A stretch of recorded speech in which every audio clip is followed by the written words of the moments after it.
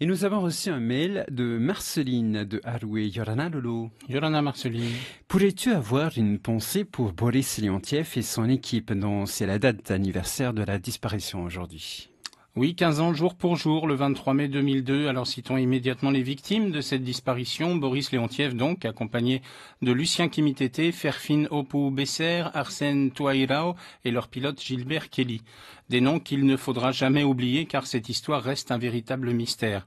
Alors précisons tout de suite que le dossier est délicat, que l'on ne peut rien affirmer puisqu'il n'y a aucun élément concret auquel on pourrait se raccrocher et que la moindre allusion à une hypothèse non accidentelle peut mettre en cause des gens contre qui on n'a jamais rien pu prouver.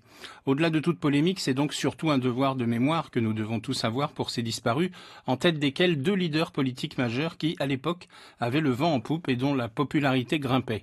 Cette tragédie a stoppé l'ascension de cette popularité et rien ne peut dire jusqu'où elle se serait arrêtée.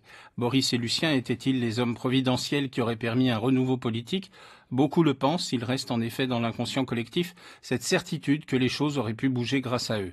Un mystère et une énigme irrésolue puisqu'on n'a jamais retrouvé ni la moindre tache d'huile ou de carburant à la surface de l'eau, ni le moindre élément de carlingue de l'avion. On sait à peu près quelle aurait été la zone du crash, mais les nombreuses investigations n'ont jamais rien donné. Même des bateaux privés avec des amis des disparus ont longtemps cherché sur zone, refusant de croire à cette disparition pure et simple, sans le moindre indice. Non, on ne peut donc rien prouver, rien affirmer. C'est vrai, je le répète, il y a pourtant un mot qui résume cette disparition, le mot bizarre. Et cette sensation bizarre, étrange et même malsaine ne quittera jamais une partie de la population. Tout comme une autre disparition, celle de Jean-Pascal Courreau. Si c'est le hasard, disons que la fatalité a curieusement choisi ses cibles. Pendant ce temps, les années passent et il nous reste ce devoir de mémoire envers Boris, Lucien, Ferfin, Arsène et Gilbert. On ne sait pas ce qu'ils auraient pu apporter à l'échiquier politique polynésien. On sait seulement qu'aux élections territoriales de 2004, ce fut le premier Taoui.